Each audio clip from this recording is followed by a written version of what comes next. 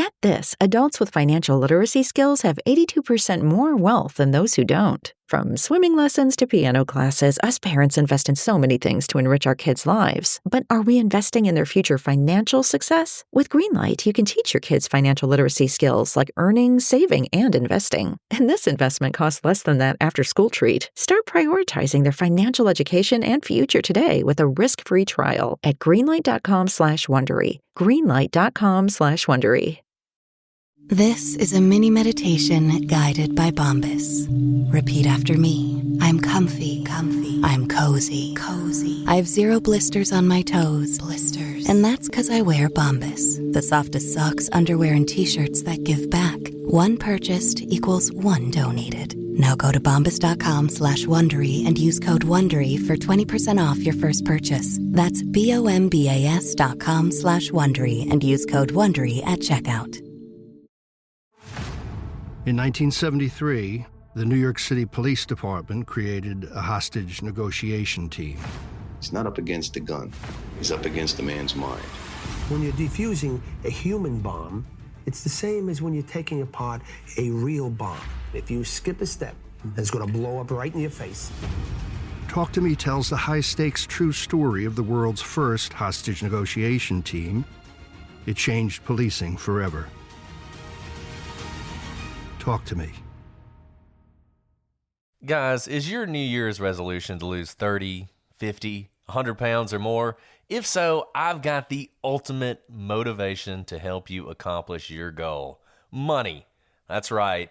HealthyWage lets you bet on your weight loss and pays up to $10,000. There is nothing more motivating than real cash prizes. Tessa won over $5,000 for losing 87 pounds. Christian won over $2,400 for losing 60 pounds. You can use the free prize calculator to find your prize. It's super fun. The bigger your goal, the bigger your prize. You can customize your challenge to go at your pace from 6 months to 18 months, lose weight safely and effectively, and you're guaranteed real cash prizes when you hit your goal. And you can build your own challenge or a workplace team wellness challenge. It's been featured on Good Morning America and The Today Show. HealthyWage has paid out over $50 million with lots of winners every day. Cash in on your weight loss today through our special link, and you will have an extra $40 added to your prize. Visit healthywage.com/prosecute and start winning for losing. Again, visit healthywage.com/prosecute for the extra $40.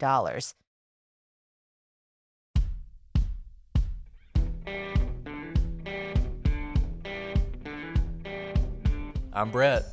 And I'm Alice. And we are the prosecutors.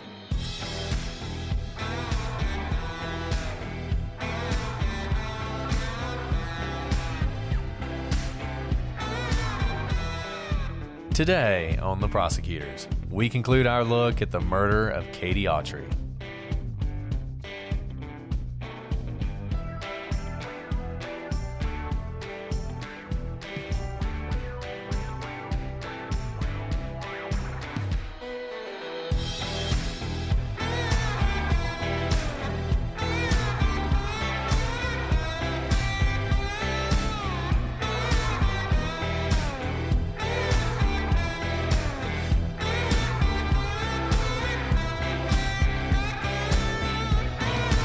Hello, everybody, and welcome to this episode of The Prosecutors. I'm Barrett, and I'm joined, as always, by my mirthful co-host, Alice. Mirthful? What a delightful word. It's that Christmas spirit, Alice.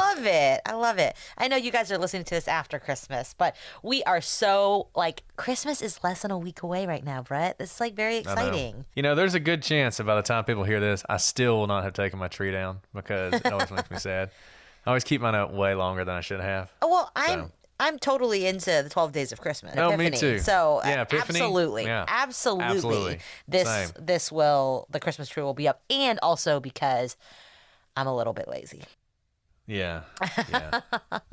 It just makes me sad. It just makes me sad to take the tree down. I know. The end of the my happy living room season. looks so bare, and my kids get really sad too. They literally will come down the stairs every day for a week afterwards and be like, Aw, which is just sad to see. Yeah, that's why I like Epiphany, because it's like a nice sort of, Ramp gentle down. runway off of Christmas instead of it just being like over. Right. Christmas happened and it's over. No, we don't do that. So Exactly. anyway, so I use Epiphany as an excuse to continue my tree lighting and etc. So anyway, you guys don't want to hear about Christmas because Christmas is over for you, and we're just making you sad because they're reminding you of the happy season that you just went through. Just know that as we record this, we're getting ready for Christmas, and we are happy, and Alice is mirthful, and she's so excited, and so am I. So there, Merry Christmas, being jolly. So Alice, we're back to discuss a not jolly subject. It's just, I just feel like lately we've just been really doing some downer cases. We did Kyron Horman, and that was just a really sad case. And I know people are always like, it's true crime. It's all sad. And I get that, but some cases are sadder than others. And this one, I don't know why, but this one really struck me just in a way that a lot of them don't. I don't know if it's just because she was so young and the whole world was in front of her and it was such a vicious attack, but it's really kind of got me down. I'm glad we're doing it. I'm glad we're talking about it. I think it's an important case, but it's a tough one. Yeah, I think kind of what we said last time in the first episode, what really gets me down about this case is like there were so, in a typical situation where we advise people on how they can, protect themselves and not be in vulnerable situations, like all of those things happened here. She had people looking out for her. She had a designated driver. She was in her dorm room where there was a security check-in person, and despite all of these things that would have deterred kind of your regular run-of-the-mill criminal, it was like we said already, it's like Final Destination. Like it was like she was going to get murdered that night no matter what precautions and whoever intervened. And that makes me so sad. No one could help her, even though there were a lot of instances where in another situation, the perpetrator would have turned back. And it's interesting you mentioned security because that is something that we want to talk about. There has been a lot of criticism of Western Kentucky and about its security that night. It was supposed to be not possible for anyone to enter that dorm that did not live there. As we noted earlier, we know exactly when Katie arrived because there was someone working at the front desk who saw her enter and said that she entered alone. And that was supposed to be the only entrance. All the other doors were supposed to be locked. And so you simply could not get into that dorm without walking past the desk clerk. And yet, as we know, in this case, someone did, maybe as many as two people, did get past security without having to check in, somebody who didn't live there, and essentially just had free reign of the place. And it's a really sort of, I think this is interesting because, remember, Stephen Souls had to go into that dorm, follow Katie, get in, and get to her room. And the getting to her room thing is important. We don't have any evidence that he knew her. We don't have any evidence that he'd ever been to her dorm room before. So if he's sneaking in the back and not going past security and going up the stairs, which is what he says, he's eventually going to tell the police that he was afraid of elevators. So she went up the elevator and he went up the stairs. But if he did that, he would have had to have known which floor she was going to. And I'm not sure. This may only be a 2-floor dorm anyway. Assume it is, just to take care of that. He has to get up the stairs and follow her to her room such that he knows which room to go into. And then she has to go in, lay down in bed, get the phone call, and then he has to enter. And it's hard for me to sort of wrap my head around how that timeline works if the story we're being told is true.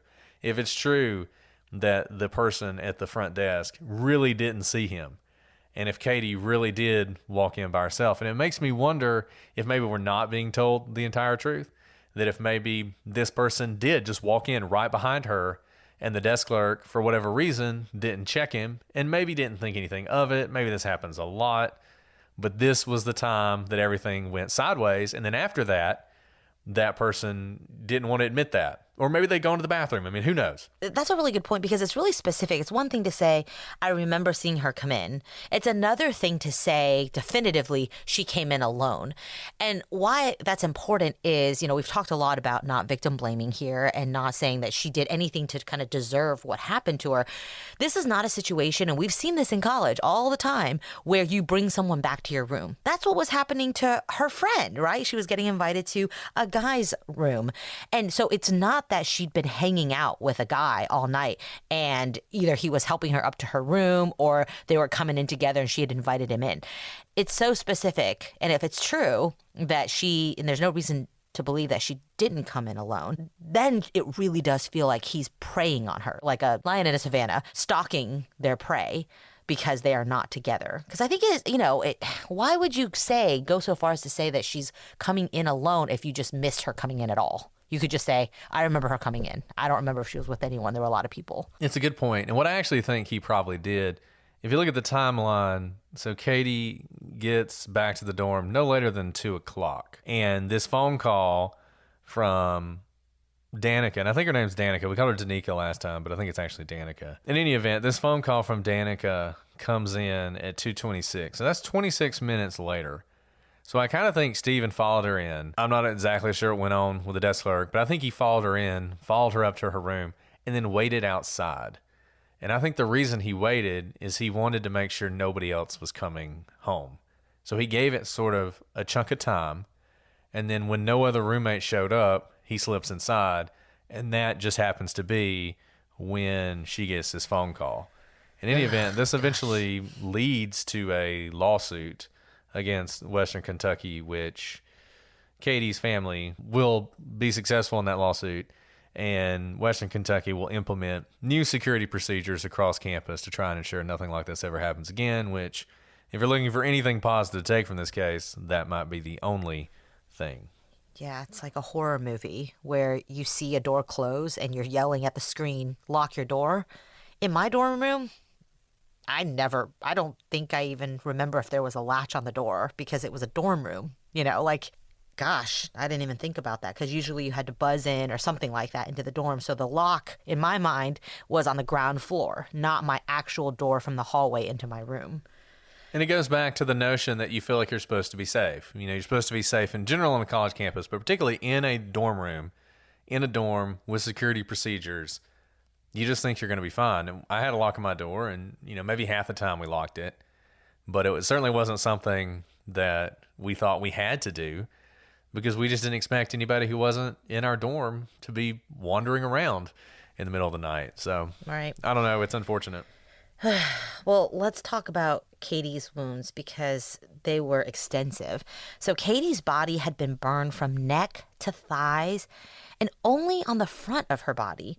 The murderer had covered the sprinkler system in a sheet, I guess to maybe, prevent it from putting out the fire that he was setting on Katie's body. But the sprinkler still had more or less performed its purpose. Now, the murderer had tied Katie's feet with a curling iron cord and removed the smoke alarm, so I guess as to not set it off and draw attention and give time for her body to burn. He had also tied a shirt around Katie's face, which actually kept her from dying from smoke inhalation in the first instance, and that's why she survived several days despite having such intense burns on her body. Now, her burns were so bad that she probably didn't feel much pain as it would have destroyed her nerves. Hospital personnel couldn't even insert a catheter because the burns to her pubic area were so severe. So that should give you some idea of just how bad this was. It's kind of a miracle she was still alive when the firemen came. And her face was bruised horribly. She'd obviously been beaten because remember, the burns didn't cover her face, just her neck down to her thighs. And she also had puncture wounds on her throat. So it seems pretty clear that even before she was set fire to, she had suffered a lot of physical trauma from her perpetrator. Now, according to Katie's autopsy, antibacterial hand lotion had been inserted into her vagina. She had also been sprayed with hairspray on her breasts, down her body, and over her genital area, and that had been lit on fire. And what that kind of tells me is that someone has obviously sexually assaulted her, and usually you're sexually assaulting the pelvic area and probably the breast area, and they're trying to burn the evidence of that, which is why her face wasn't on fire, but rather all the areas that you typically sexually assault. And obviously with the antibacterial hand lotion inserted into her vagina, I can only think someone who is incredibly, I don't know, stupid. I mean, it's so juvenile. It seems like such a juvenile thing, thinking that maybe antibacterial lotion would somehow wash away the DNA so as not to identify who you are. All of this is so just devastating, but it also seems very juvenile. Someone who just doesn't care what they've done. They don't care what happens to Katie whatsoever. They don't even care enough really to just burn her entire body. They're just trying to burn the parts where it could link her body, the salt, to them. We look at a lot of crimes. We see a lot of murders, a lot of murderers, and I think one thing that often surprises people, and you see this sometimes in sort of the innocence community, I think some folks in the innocence community get fooled by this sometimes, which is that, and this is going to sound strange probably to some of you, but you can murder people, and obviously that's a very bad thing, and that could just by definition make you a bad person, but you can murder people and not appear to be a bad person and be someone who is normal and kind, and in other circumstances in life come off as a family person and a friend and all sorts of other things. And like I said, I think sometimes people in the innocence world, they'll talk to somebody who did commit a terrible crime, and just because they seem so nice, they'll say things like, I just can't imagine that person doing that thing. And what you learn when you actually look at criminal behavior is a lot of times relatively ordinary people do horrible things. It's not the case that just because you do something monstrous, you're a monster. This, however, really takes it to the next level. I mean, this is somebody who is just so depraved and cares so little about another person and just everything they do. I mean, they don't even do her the kindness of a quick death. They're trying to kill her. Absolutely.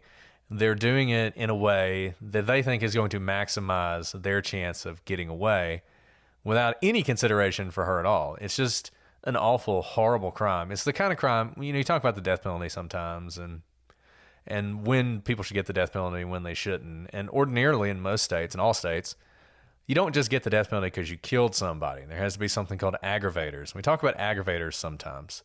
And one of the aggravators is often manner of death. And if you kill someone in a way that causes extreme pain, that's almost torture, that is an aggravator.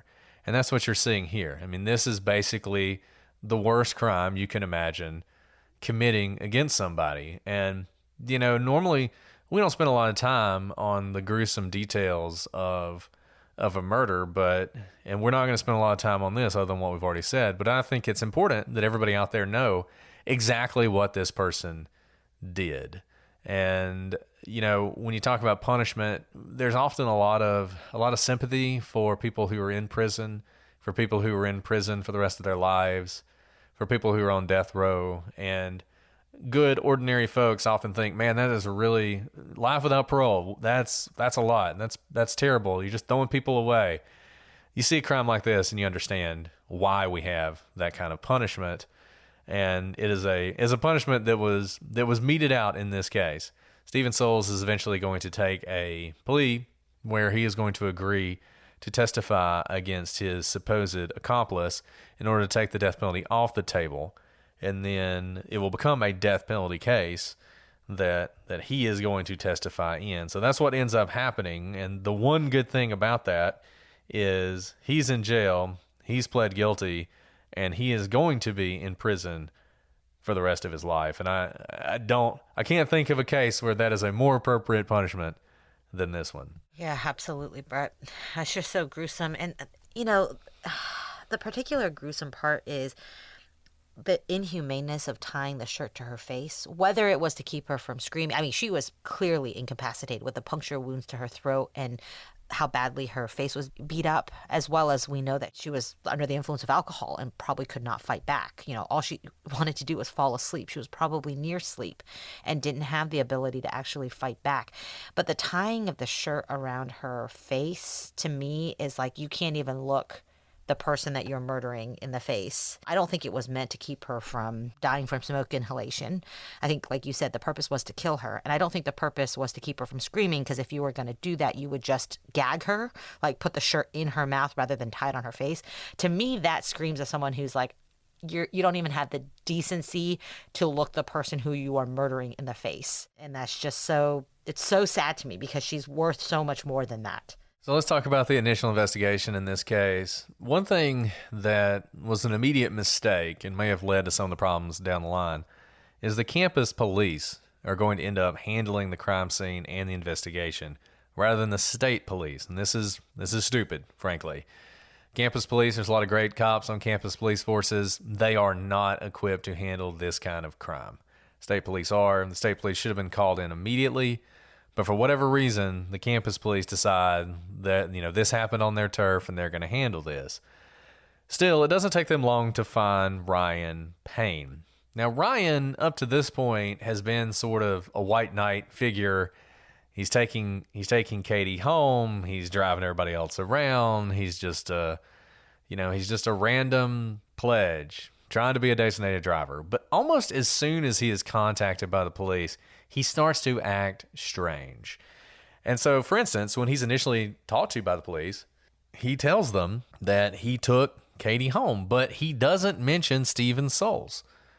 And there's really no explanation for why he doesn't mention him. And in fact, he doesn't mention him until the police confront him with the fact that they had been told that Stephen Souls was in that truck and that Ryan had driven him around, at which point, Ryan, in sort of an epiphany, remembers, oh yeah, Stephen was there, and gives the story about how, as they're stopping at the dorm, Stephen's saying that he's going to go talk to Katie. After Ryan's initial interview, he gets a lawyer and basically refuses to speak to the police again, which, look, it's a murder case. We said before, I don't mind people lawyering up. But Ryan's behavior up to this point has been a little unusual, and it gets even weirder. By the time of the trial, Ryan basically says he doesn't remember anything that happened that night. On the stand, you can read about his testimony. He basically just doesn't remember anything, can't give any details about what happened that night, which is strange and sort of inexplicable. I have a theory about what's going on with Ryan. I actually think that it's possible Ryan is the second voice on the phone. So I think it's possible that he goes in with Stephen. The Stephen's like, I'm going to go talk to her. And he's like, I'll go with you. And he goes in there. And then at some point, Stephen goes in, he takes the phone. He's saying, I'm the guy who was, supposed to get her home. And Ryan at that point is like, dude, I'm out of here, and leaves. And we know he leaves because he has to go pick up Luke. He's got to go give Luke a ride. So at some point he would leave. But I could imagine him going in with Stephen, not imagining what Stephen was going to do. Then he hears about it, and the last thing he wants to do is put himself in that situation. Now, look, this is speculation. I don't know this for certain. There's no proof necessarily that Ryan went in there, other than the fact there was a second voice. And the only other person that could really be, given the timeline, is Ryan. I guess it's possible it's some other random person, but Ryan's the only person we know of that was on the scene that night, at least long enough to drop Stephen off. And so I do wonder if some of his behavior is related to sort of feelings of guilt that he had, even though he really didn't do anything wrong. And that's a great point, Brett, because we've talked about this all the time, that like almost every single witness we talk to lies at some point, insignificant lies or trying to put themselves in a better light. And sometimes when they lie, it doesn't necessarily mean they're part of the crime at all. It's that something like this may have happened, where it places them at the scene, they feel guilt that they should have done more, or it just looks bad. Like it really looks bad if you're in the room where someone gets murdered a couple hours later. So there could be lots of reasons, but I agree with you. It's strange. It's completely weird, because you don't think you'd forget something like, I was driving a car and then all of a sudden someone I didn't realize was in the car woke up and ran after the girl. He's sober. Ryan's sober because he's the DD, the designated driver. And so there's no reason he wouldn't remember these sorts of things. And while he is making a lot of drop-offs and pickups that night, at that point, there were only 2 people in his car. So it's not like he had a car full of rowdy, people he had to take home. And he wasn't drunk. So he doesn't have the excuse that we give to people in a lot of the cases we talk about when they're drunk. And we say, well, maybe they didn't really remember anything. And look, you can imagine how this would go down. The next morning, you're Ryan, and you hear that this girl has been murdered in her dorm room. The first thing you're going to think is, oh my God, I drove her home. The second thing you're going to think of is, and that Steven guy was like, I'm going to go talk to her. And the third thing you should do is pick up the phone, call the police, and say, hey, this is what happened. I wanted to make sure you guys knew that, right? So the fact that he's like, oh, Steven, it doesn't ring any bells, tells me that there's something about his story that is a little off. And like I said, it's just my opinion. This is speculation based on looking at it. But to the extent there was a second voice, and Danica seems to think that there was, it just would not surprise me if Ryan had just walked in with Steven that night, not thinking anything of it. Maybe even to be a good Samaritan to like get this other drunk guy back in the car so he can take him home. So he doesn't have to make a second trip. Because he is supposed to take him somewhere. So you can imagine he's like, oh, that means I have to come back here, pick him up. Or I could he's already here. I need to get him back in the car so I don't have to make another trip to take him. Right. And you can imagine them having a conversation where he's like, dude, we got to go. I got other people to pick up. And Steven's like, man, I don't want to go. And finally he's just like, fine, I'm out of here. Mm-hmm. You can find your own way home. And then later on realizes, oh my goodness, I left him there. He did this horrible thing. It's just not that much of a leap to think that something like that happened. Of course, the only people who would know that are Steven and Ryan, and neither one of them have said that happened. So maybe it didn't, but that's sort of my theory about how that went down. Yeah, that's a good theory, because we've already said that second voice cannot be Luke because of the timing of where he was at the time at that time. Let's go back to Steven Souls and his initial statement, because when Steven was interviewed by police, he initially told them that he'd been with Katie that night, but it was consensual. Remember, he said that they'd had sex, consensual sex, and he said that she took the elevator up, which was accurate, we know she did, but that he took the stairs because he was scared of elevators. And this also would have conveniently allowed him to sidestep the RA, assuming he came in an unlocked side door and not the main door where the check-in person sits. Really quick on that, let's say that you are with a girl that night and you know you're going to probably have sex because that's why you're going up to the room. Let's say it's consensual. You guys are going up and you've had a good night together. You've been drinking together. She's kind of leaning on you and saying like, come up to my room. I don't know about you, Brett. It's been a while since I've been 18, but I'm not sure that guy would he'd be a bit enamored with what was about to happen and probably wouldn't leave that girl's side to go take the stairs and seem like a wimp when you're about to basically he would overcome his fear. Yeah, he would overcome his fear and be like, I have a hot girl with me who's literally hanging off of me and probably kissing on my neck. And it's all the, foreplay before you go do the deed in the bedroom. And hold on, honey, I have a real fear of elevators, so I'm going to go walk up the stairs, let you cool down sexually while I meet you up there. It kind of, sure, that could have happened, but very unlikely, I think, if they were actually together that night. And as we can see, his story starts changing pretty soon after. Steven said that he had been the person who spoke to Danica that night. And he also said there was no one else there when he talked to her. Remember, Danica calls Katie, and Katie says, I hear someone just came in. I'm scared. And Danica says, let me talk to him. And Steven actually admits to being in the room and says, I'm the voice who talked to you. And it's interesting because he did not know. He did not know that Danica had said there was somebody else in the room. So when he initially says this is, presumably he's telling the truth because he doesn't know the lie he's supposed to tell. I can guarantee you, if he knew that Danica said there was another person in that room, he would have generated another person, whoever it was. Yeah. Absolutely, because then it's someone else to blame, right? He said in this initial statement that while he and Katie were having sex, someone called her phone multiple times. Now, he assumed it was a boyfriend or something like that because I guess who else would be calling in the middle of the night? And that Katie got sick and went to the bathroom to throw up. And when she did that, Steven decided to leave. Again, that's if you're in the midst of having sex, you overlook things like having to throw up, especially if you've been drinking all night. But anyways, he says he decides to leave. And he said that when he left the room, there was a strange guy standing in the hallway. And he speculated that this person might have entered Katie's room after he left. How convenient. And like, really? You would leave in the midst of having sex and then like another guy standing outside her room and you just continue to leave? And I think Stephen is a really good liar.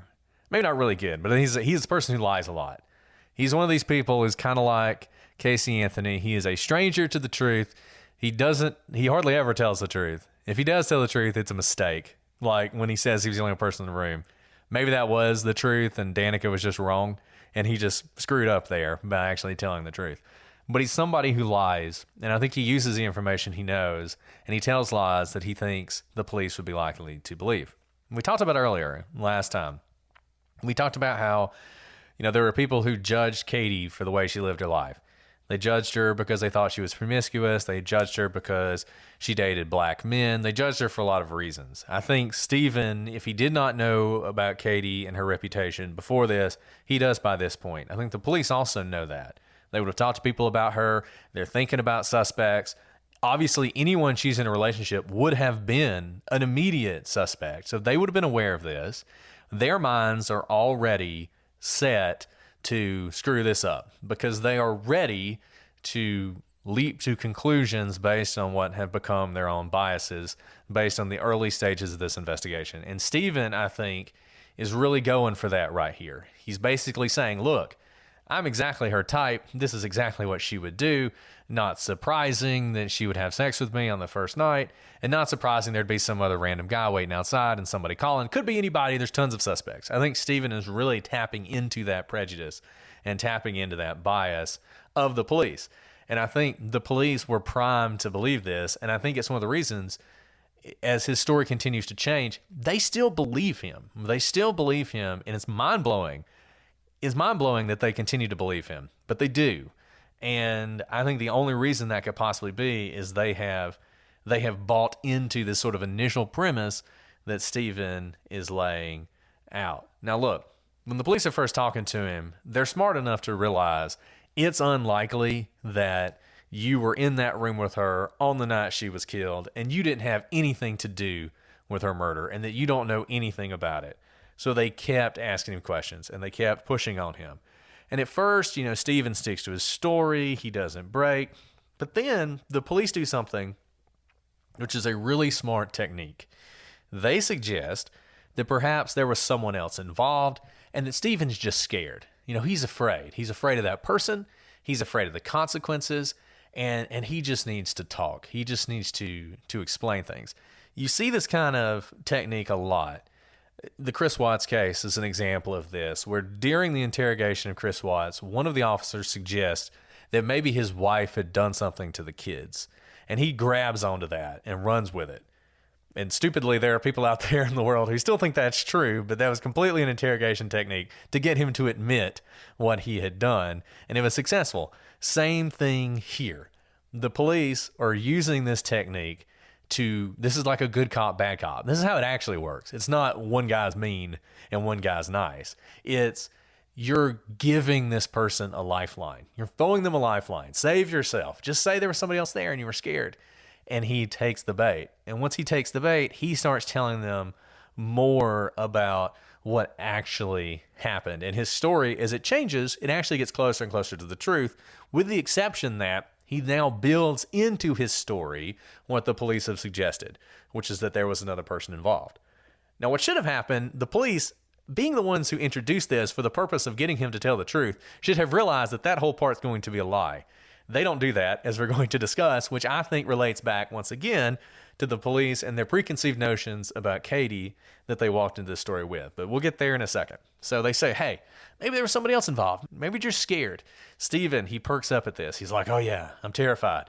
And now he says that he was with Katie. They were having consensual sex, of course, at which point Luke shows up. So now he's giving the police what they wanted, a third person. So Luke shows up and he asks Katie, and this also fits into what the police would expect. He asks Katie if he could join in, if they can have a threesome, essentially. And she says no, and Luke loses his temper. And at this point, he starts hitting Katie.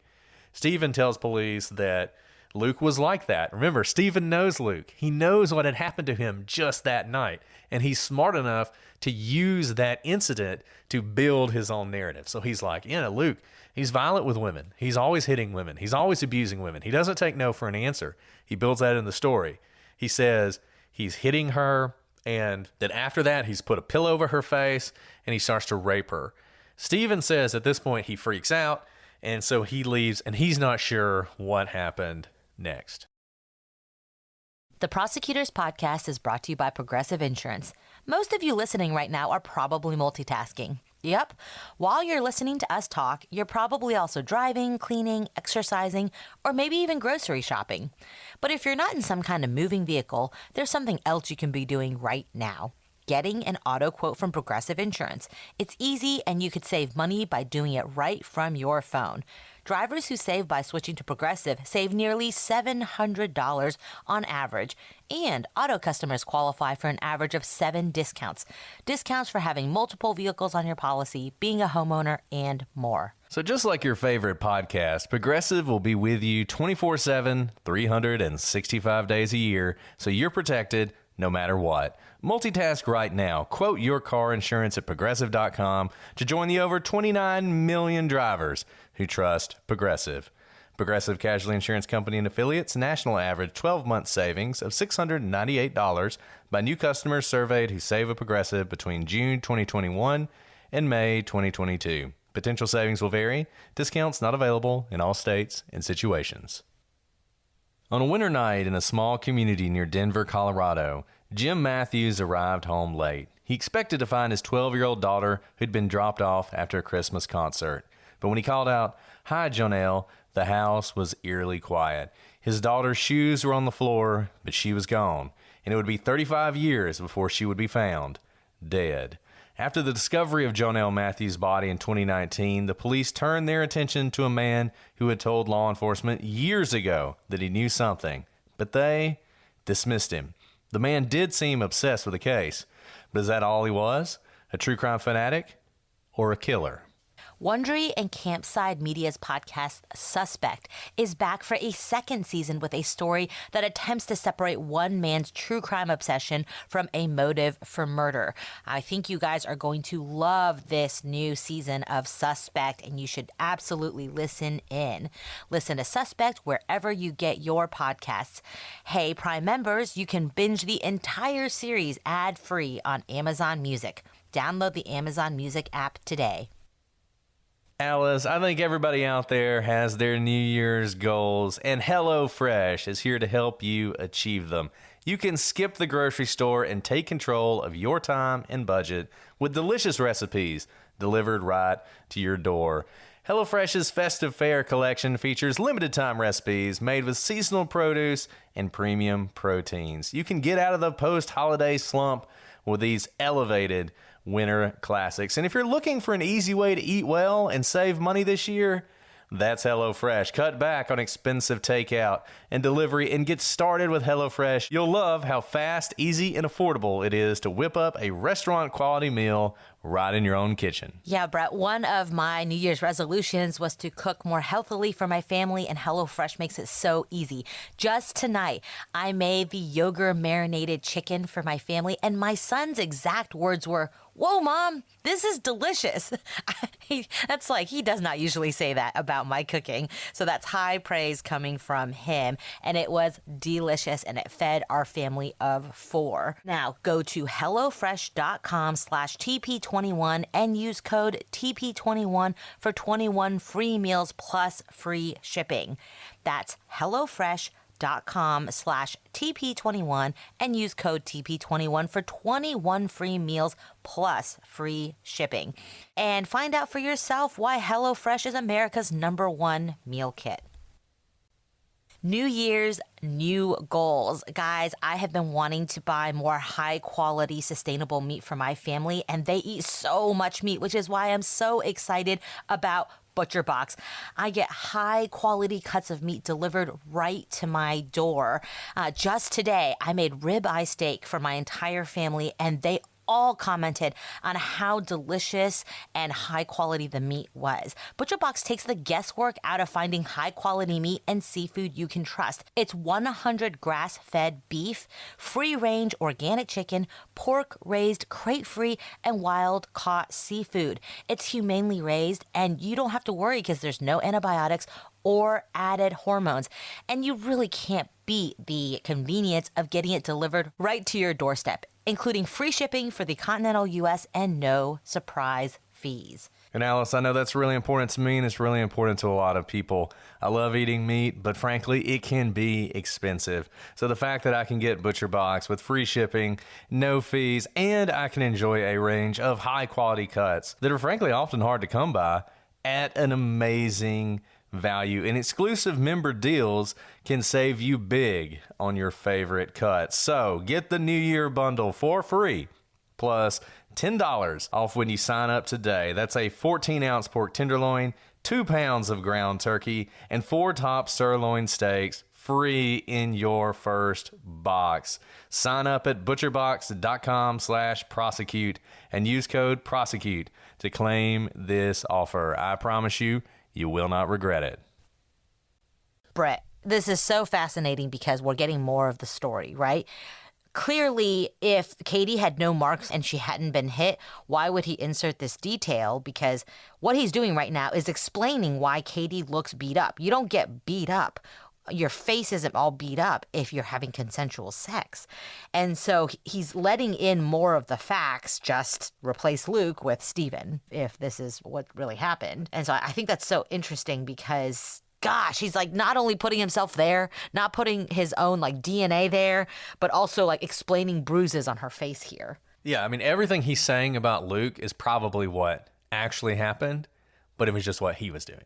And he doesn't ever explain how Luke, who is not a student, doesn't live in the dorm, and doesn't know Katie, would know which room to come to unless Steven had been the one to invite him.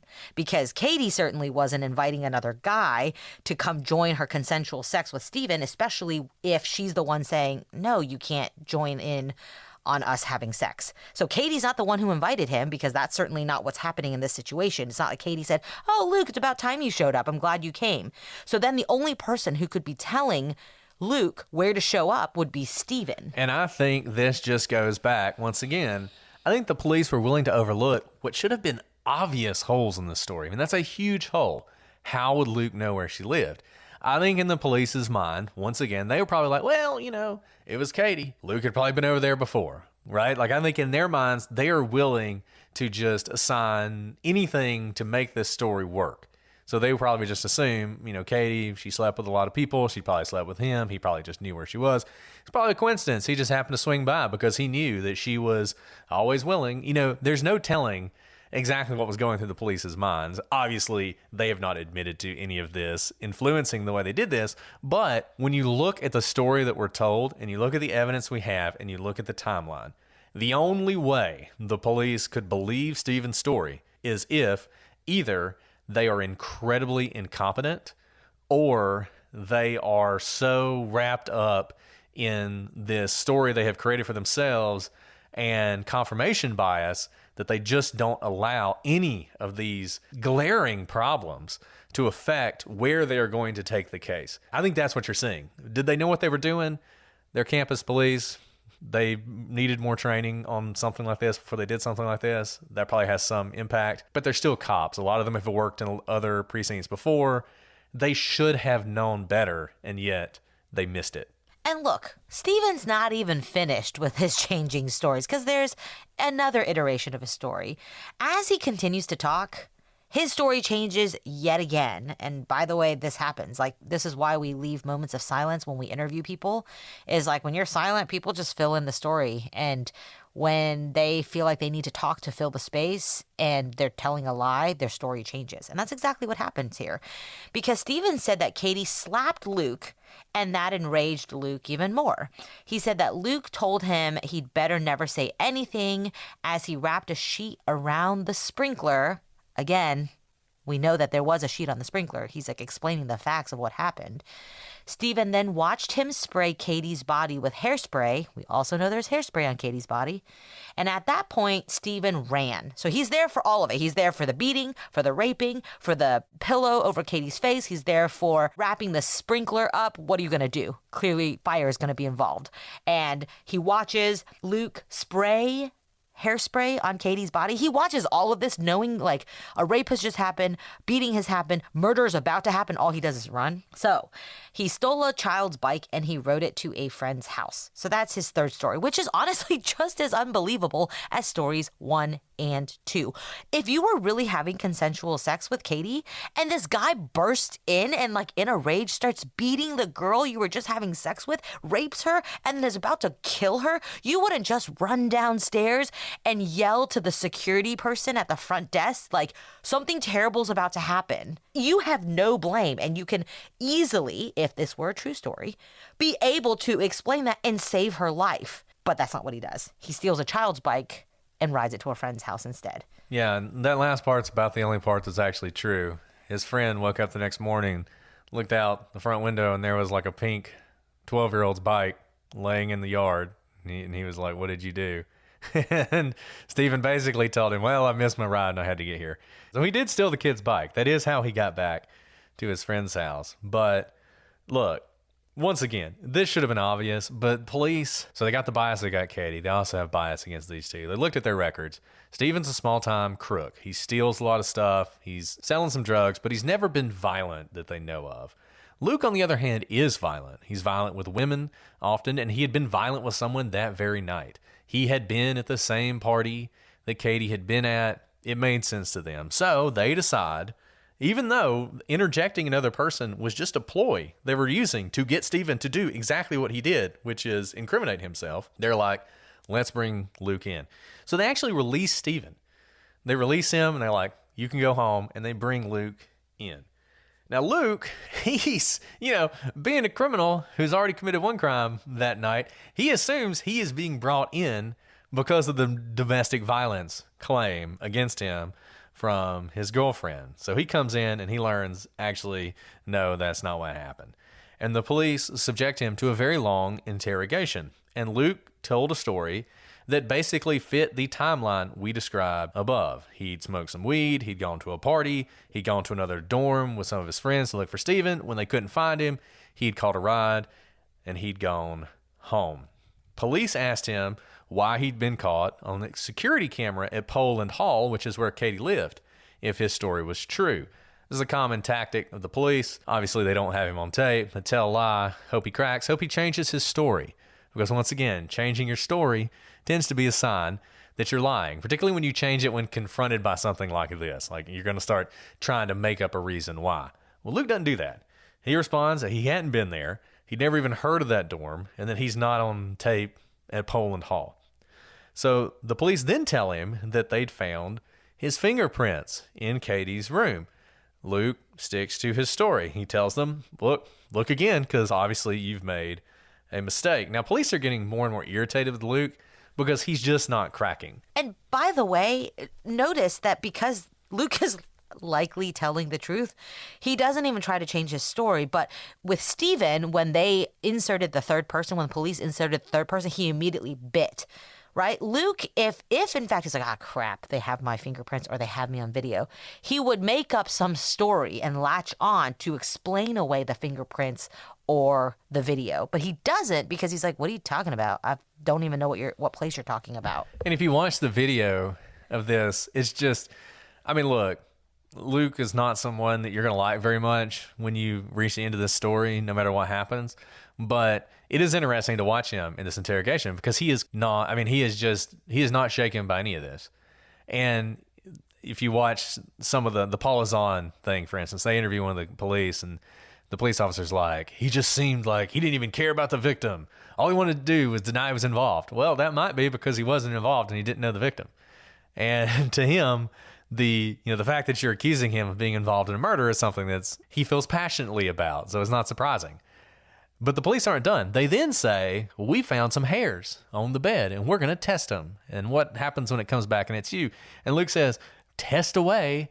it's not going to be me. At which point the police are like, well, we know it's going to be you because we've got the video footage of you there. And Luke says, okay, let's look at the footage. Put it up. Put it on the screen. Let's watch it. Which, of course, the police at that point are like, well, we're not going to do that because they don't have any video footage. And he's basically called their bluff at this point. So essentially, we got nothing from Luke's interrogation. At no point does he break. At no point does he admit to anything, including being anywhere near Katie's dorm that night. But based on what Stephen has told them, they decide they're going to arrest Luke for first-degree murder, and they do so that night. Honestly, I have no warm feelings towards Luke. He is not a nice guy. He clearly, was part of a domestic violence event earlier that evening, or at least that's what the police had been called upon. But if I were watching this interrogation, pretty early on, I'd be like, all right, you guys are barking up the wrong tree.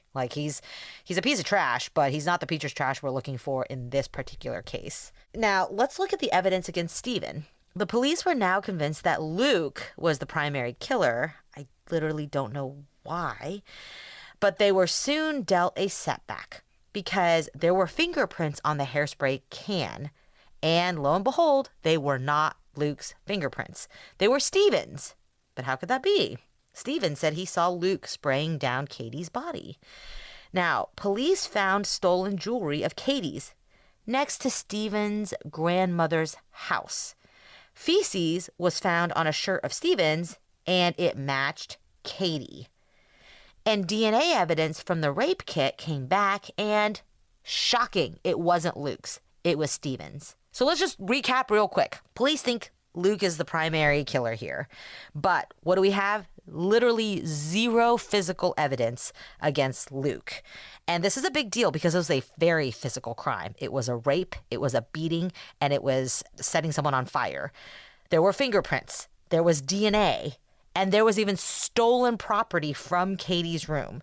And all these three things linked back to none other than Stephen. Fingerprints, feces that matched Katie's on his shirt, and jewelry he was stupid enough to steal after leaving Katie's. Remember, if in fact he had run from Katie's dorm room because he was so freaked out by violent, raping, murdering Luke, why would he grab her jewelry to steal and ride a girl's bike to a friend's house and then later discard the jewelry close to his grandmother's house because he recognizes that being caught with a dead girl's jewelry is not going to look great for him? That doesn't seem to match up with any of the stories he's been telling. But Stephen wasn't done yet. He has even more stories to tell. This man is just spinning tales left and right. Yes, so now, when confronted with all this evidence, Stephen comes up with yet another story. But this time, this is going to be the real story of what happened. He's going to tell the police the real story, finally. So, in fact, he had never had consensual sex with Katie at all. In fact, he had walked in on Luke raping Katie. So, Luke had gotten there before he had. I guess you can imagine in this circumstance, Stephen has lied about talking to Danica. That was actually Luke. Stephen is the second person in the background at the end of that phone call. And he walks in on Luke either raping Katie or getting ready to rape Katie. Doing the best I can to fit the story with the evidence, since it obviously doesn't fit, and you would think people would have noticed that. But nevertheless, he sees, she's gonna be raped by Luke. He's trying to stop him. He's a hero, really. And Luke, he's just too big, and he's just too strong. And Stephen, there's nothing he can do. And he also, Luke, he may have had a knife in his hand. He remembers seeing him holding something sharp, which would have accounted for, by the way, the puncture wounds on Katie's throat. And Luke, he says something on the lines of, I'll not only kill you, but I'll kill your family too. So Stephen, he's really scared at this point. But Luke, Luke is very clever. So he is going to wear a condom while he is raping Katie, which explains why there's no physical evidence of his on Katie. So you might wonder, well, how could it be that all this physical evidence from Stephen is on Katie? Well, at this point, Luke threatens Stephen and forces him to rape and sodomize Katie. He then forces him to squirt the antibacterial soap into Katie's vagina and to spray her with hairspray, though Stephen says it is Luke and not him who lights the fire that will eventually kill Katie. Like, this doesn't even begin to pass the sniff test. Like, this is so ridiculous. The raping and sodomizing her makes sense now, right? Because that's probably what Stephen did do to Katie, except not because someone was forcing him to do it. That's why feces was found on him, because he sodomized Katie. And that's probably how her feces got on him. And that's why the DNA matches. But, like, notice that he does everything because someone has a knife to his neck or something. But he is not the one who actually kills Katie. It's Luke who lights the fire, because Luke, you know, being the magnanimous one, watches him do everything else, but he is the one who wants to light the fire. Why would not just make Stephen light the fire too? Certainly would, because then Luke has plausible deniability that he had nothing to do with the crime whatsoever. Well, this is a train wreck. But I can't even hide my disbelief because it's so ridiculous. But Brett, amazingly, the police and the prosecution, by this story, they offered Stephen a deal that he could testify against Luke, and for doing so, the death penalty would be off the table. In fact, they wouldn't even require him to accept a life without parole sentence. That would be up to the judge. This is the dumbest prosecution we've come across. I mean, we've looked at some pretty bad ones. Literally this one is really dumb. And I hate to be that critical, but this is just dumb. I don't understand. Can you understand? I mean, obviously, yes, hindsight 2020, but not really. The first time I ever read his 4 different stories, I laughed in the sense of this is so unbelievable. So it's not like I had hindsight was 2020, because I read his testimony in real time and was like, this is ridiculous. And then when I heard that the prosecution bought it, I was like, are you kidding me? How could that possibly be? So Stephen gets this amazing plea deal, and of course he takes it. And the police supplemented Stephen's testimony with 3 jailhouse informants who said that Luke had confessed to them. We've talked a lot in our past episodes about jailhouse informants. Oftentimes they know nothing because people are bored. They want to get a day out of jail to go testify in court, and it's more fun than sitting in jail all day, or they're trying to buy time off of their sentence by making up things, not because they want to lie, but because if they can make up evidence, quote unquote, then it's like chips that they can deal with. It's like money, right? Except in the form of prison credit. And so it's not like they necessarily even do it because they want to put someone else in prison. It's that they're just self-centered. They have no evidence, so they're going to make up evidence, make up information, because it gets them out of jail for the day to go testify, or it buys them goodwill, good credit for maybe early time off. And so jailhouse informants, you have to really view them skeptically. You have to really, really pressure test their testimony, because oftentimes it is incredibly unreliable. But that's who they supplement it with. And spoiler alert for this case, these will be the worst jailhouse informants in the history of jailhouse informants, which probably doesn't surprise you, but you'll see they're not good. So, fortunately for Luke, who really was a pretty worthless human being, all things considered, he's not a nice guy, his mother and stepfather didn't think that he was a murderer, and they found the best defense that money could buy. Now, it did not go well for the prosecution. You could probably tell why, because of the story we've been telling you. Stephen's ever-changing story was utterly destroyed on cross-examination, as it should have been. The jailhouse snitches fared no better, and Luke's attorneys discredited them all on cross-examination. The first informant had spent less than 45 minutes with Luke. During that time, he claimed that Luke confessed to him and that there were 10 to 15 other people in the room with them at the time. But none of them claimed to have heard this conversation. And that's important, the amount of time you spend with someone, because you would expect that you would confess to someone maybe you shared a bunk with, or that you saw on a daily basis for weeks or months at a time. 45 minutes, you hardly know someone. Why would he divulge this type of information to someone he just met and will never see again? And why would he do it in a room full of other people who could implicate him, especially while he's still standing trial for this murder? And furthermore, nobody hears this heart-to-heart that apparently this jailhouse informant has with Luke. Now, the second informant testified to information all publicly available. So he'd been reading the news. He'd gotten out of not one, not two, but 3 different criminal encounters with the police by claiming he would not testify against Luke if the charges stuck. He'd even gotten his girlfriend out of a jam using the same threat. In other words, you ask this on cross-examination because you want to know what benefit the informant gets. And this guy, man, the police, they let him off on all these different charges because all he does is say that he won't testify against Luke, but he doesn't even have any good testimony against Luke. But it seems like they have made up their mind. They're going to go with the story, the number 4 story from Stephen. Now, the final informant testified that Luke told him he'd killed Katie and no one would care because she was poor. On cross-examination, he was asked if he'd ever written in a letter to a judge that he was a compulsive liar. He testified that he had not, at which point the defense impeaches him and reads a letter to a judge in which he said, "I'm a compulsive liar." Which is so beautiful. the compulsive liar lying about the letter.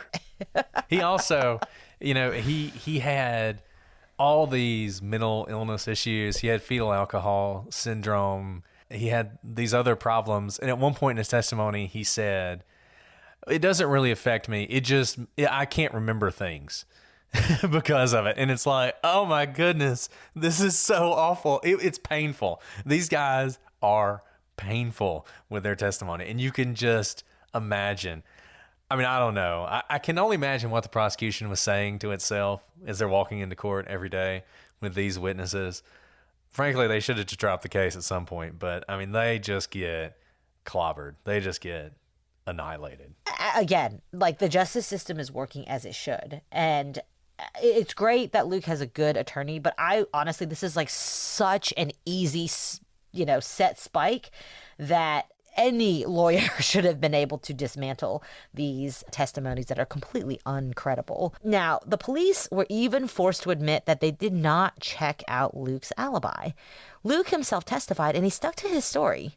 The prosecution tried to explain the lack of any physical evidence on the sprinkler system running for so long, saying, quote, "nothing survived." The problem was a lot of things survived.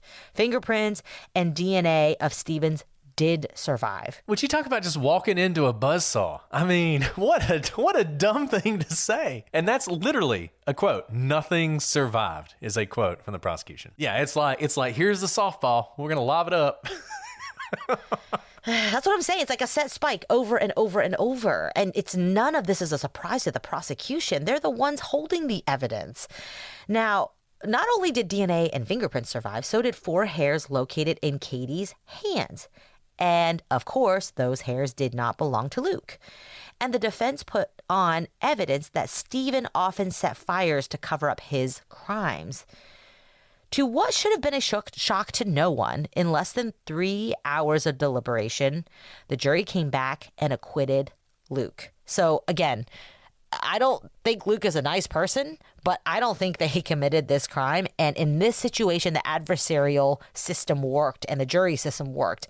And they didn't have to deliberate for very long. Despite the heinousness of this crime and how terribly abused Katie was, they came back and acquitted Luke of the charges. Now, the prosecution may have believed Stephen, but the judge who sentenced him did not. Thank goodness. So Stephen walked into court thinking he might be a free man one day, but he left with a sentence of life without parole, which I think is probably just in this situation. Yeah, I think so. And I think when you look at this case and you sort of ask yourself, was justice done? I think the best you can say is probably, and not because of Luke. I think Stephen should have received the death penalty for what he did. I think it was really malpractice almost by the prosecution to take the death penalty off the table. I think the police completely fell down on this. And I just want to say, there are people to this day who still think Luke's involved. And sometimes you'll see people say things like, "Oh, well, Luke was white and he was rich, and Stephen was black and he was poor. So they railroaded Stephen and Luke got off." Look, that happens. Didn't happen here. Stephen is a murderer. Stephen's exactly where he needs to be. Luke, not a good guy. Not going to defend Luke, but he is not a murderer. My understanding is he's gone on to commit yet more crimes as his life has progressed, including more domestic violence offenses. Luke probably needs to be in a prison somewhere. Maybe he'll end up in a prison somewhere for something else. But he did not commit this crime. And look, the prosecution tried to make this whole argument that it's kind of funny because the prosecution ends up in some ways attacking their own cops. Like, oh, we were such a bumbling bunch of idiots that we just, we didn't get all the evidence we should have gotten. And if we'd done a better job, we'd have found evidence of Luke. Come on. They found plenty of evidence. And it all pointed to Stephen. And Stephen's story is so absurd. I can't believe anyone believes it. And I don't know. This is a crazy case, and it's the tragic case. I really do think number one, it's a case that shows you, in my opinion, how actual unjust convictions happen. Didn't happen in this case because the jury was a good jury who, in less than 3 hours, I'm surprised it took them that long. You got to select a foreman and decide, how you're going to do everything.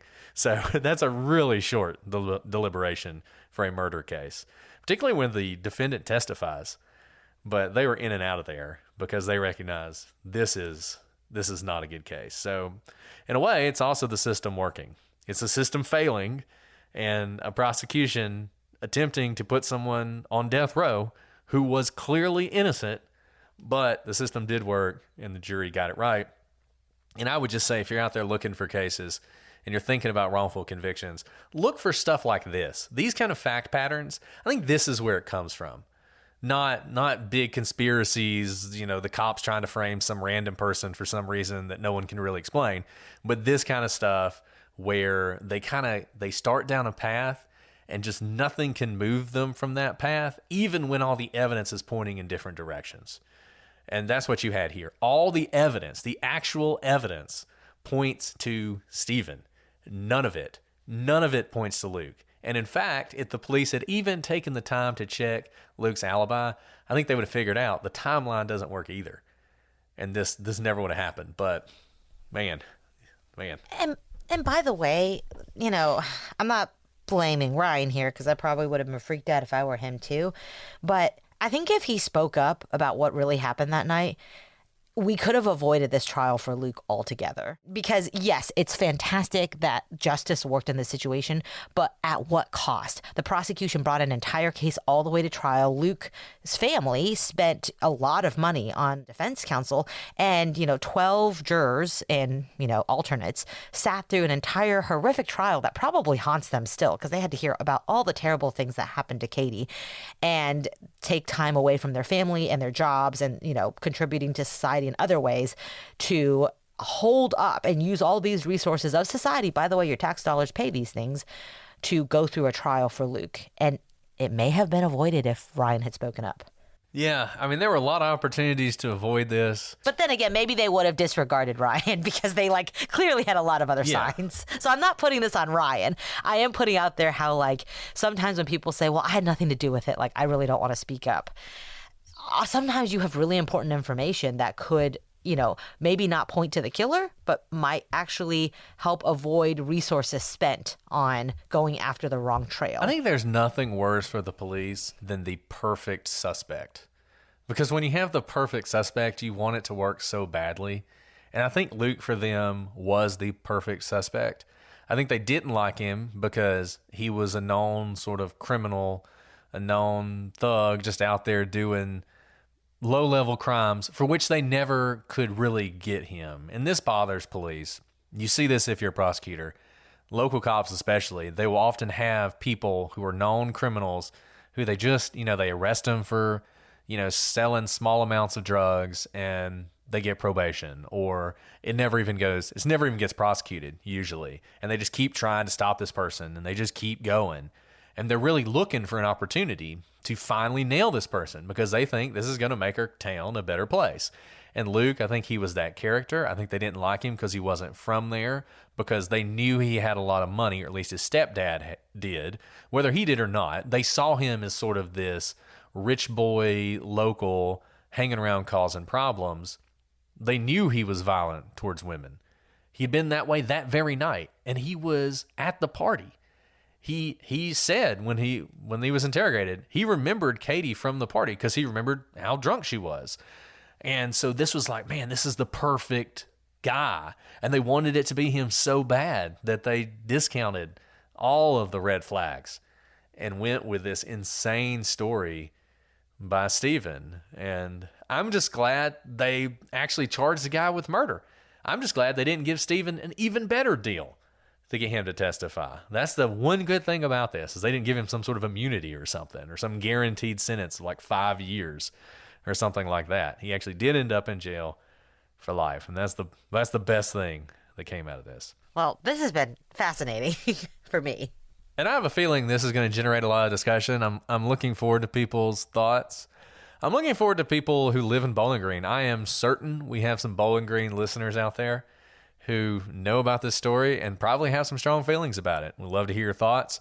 Shoot us an email, prosecutorspod@gmail.com, @prosecutorspod for all your social media. Hello to everyone on YouTube, and thank you so much to those of you on Patreon who are getting this episode early and ad-free.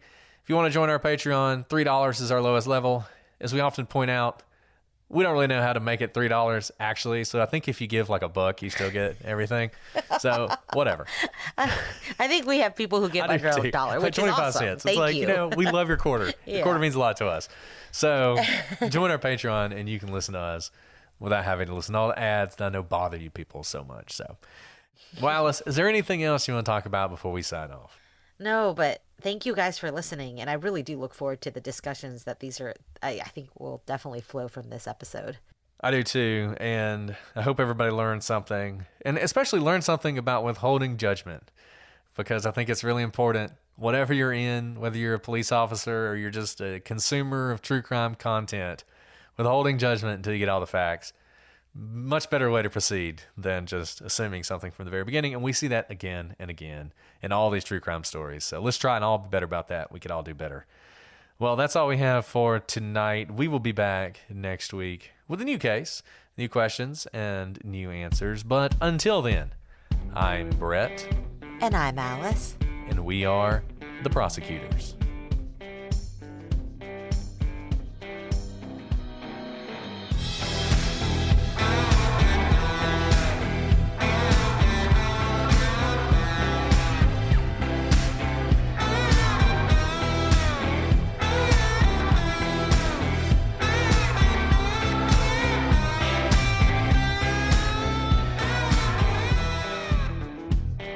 Testing. It's just you were so fast. You were like Johnny on the spot with it. Well, you were like, let's knock it out. And I was trying to knock it out. Get my stuff ready to go and everything else. And you're just like a crazy person. I don't know. HelloFresh product, yes. Yeah. Thanks, yeah. HelloFresh. HelloFresh. Hello. Okay. I do love HelloFresh. I love Yeah. it so much. It makes me happy. I know. HelloFresh makes me happy.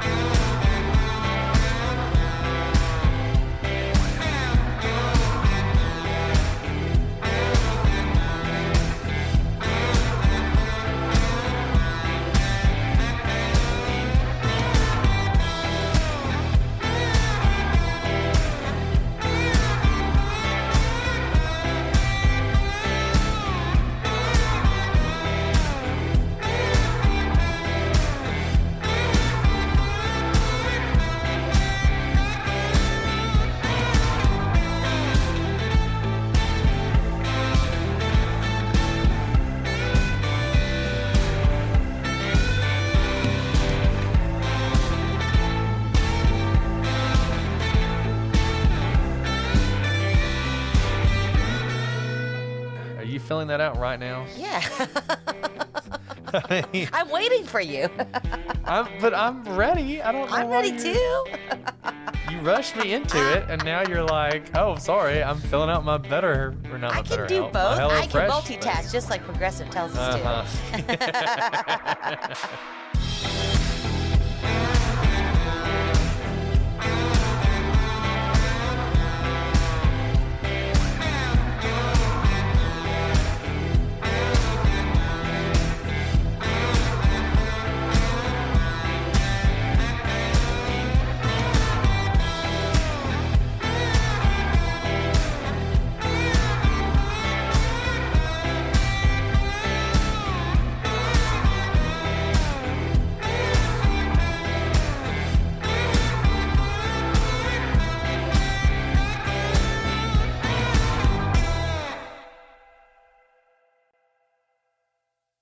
All month long on Pluto TV, stream the biggest Tyler Perry movies free. Watch your favorites like Medea's Witness Protection and Medea's Big Happy Family. Join Tyler Perry as he goes on a couples retreat with Sharon Leal in Why Did I Get Married? Or Idris Elba and Gabrielle Union in the Tyler Perry directed film Daddy's Little Girls. Plus, Pluto TV has hundreds of channels with thousands more movies and TV shows. Available on live and on demand. Download the free Pluto TV app on all your favorite devices and start streaming now. Pluto TV. Drop in, watch free.